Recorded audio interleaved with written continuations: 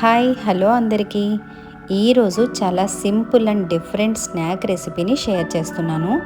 Chicken pakodi. ఇందులో different ఏంటి అనుకుంటున్నారా? అదే కదా, చికెన్ని పీసెస్లా కాకుండా స్మాష్ చేసి పకోడీలా ట్రై చేశాను.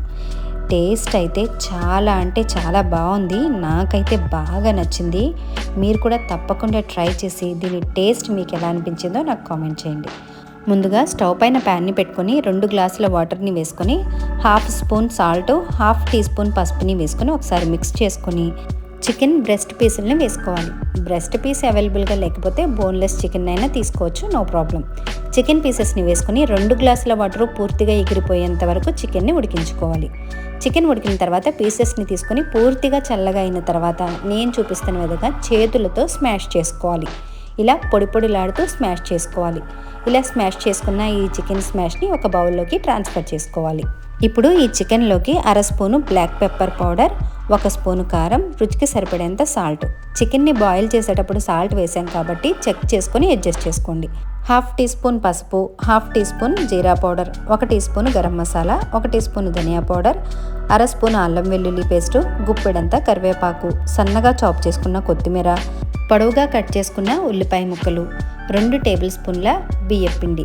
2 టేబుల్ స్పూన్ల బియ్యపిండికి 2 స్పూన్ల శనగపిండిని వేసుకోవాలి. దీంతో పాటుగా 1 స్పూను తెల్ల నువ్వులను కూడా వేసుకొని ఈ మసాలాలన్నీ చికెన్కి బాగా పట్టేలాగా ముందు నీళ్లు వేయకుండా బాగా కలుపుకోవాలి. ఇలా అంతా బాగా కలుపుకున్న తర్వాత దీనిలోకి 1 ఎగ్ని వేసుకొని ఎగ్ అంతటికీ బాగా పట్టేలాగా కలుపుకోవాలి. ఇలా కలిపేటప్పుడు చికెన్ని మరీ మెత్తగా స్మాష్ చేసుకోకండి, మరీ ముద్దలా ఉంటే బాగోదు, పొడి పొడిలాడుతూ ఉండాలి. ఇలా చికెన్కి బాగా పట్టేలా కలుపుకున్న తర్వాత దీనిలోకి అవసరం అనుకుంటేనే కొంచెం కొంచెంగా వాటర్ని యాడ్ చేసుకుంటూ పకోడీ బ్యాటర్లా కలుపుకోవాలి. దీన్ని కలుపుకునే ముందే స్టవ్ పైన ఆయిల్ని అయితే హీట్ చేస్తున్నాను. ఆయిల్ హీట్ అయిపోయింది, పకోడీ మిక్స్ కూడా రెడీ అయిపోయింది. హీట్ అయిన ఆయిల్లోకి ఈ పకోడీ మిక్స్ని కొంచెం కొంచెంగా వేసుకుంటూ డీప్ ఫ్రై చేసేసుకోవాలి. పకోడీలు వేసేటప్పుడు ఆయిల్ బాగా వేడిగా ఉండాలి. అలాగే వేసిన వెంటనే కలపకుండా ఒక 2 నిమిషాలు బాగా ఫ్రై అయిన తర్వాత మాత్రమే కలుపుకోండి. చికెన్ని ముందుగానే ఉడికించుకున్నాం కాబట్టి ఫ్రై అవడానికి ఎక్కువ టైం అయితే పట్టదు. ఇలా గోల్డెన్ కలర్లోకి రాగానే ప్లేట్లోకి తీసేసుకొని ఇదే విధంగా మిగిలిన మిక్స్ని కూడా పకోడీలా వేసేసుకొని ఫ్రై చేసేసుకోవాలి.